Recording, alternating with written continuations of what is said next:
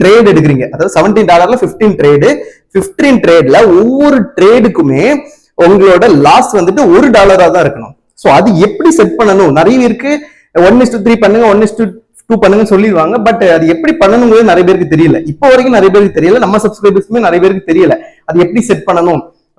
Trading வியூல வந்துட்டு எப்படி நம்ம வந்துட்டு 1:3 வைக்கணும், அதை எப்படி MT4 or MT5ல போயிட்டு நம்ம ட்ரேட் எடுக்கணும், 1% ஸ்டாப் லாஸ் எப்படி வைக்கணும், 3% எப்படி ப்ராஃபிட், நிறைய பேருக்கு தெரியல. சோ அதை வந்துட்டு நான் வீடியோஸ்ல சொல்லி தர போறேன். ஓகேவா? அது தெளிவா சொல்லி தந்து தெளிவா அந்த ட்ரேட் நான் எடுக்க வைக்க போறேன்.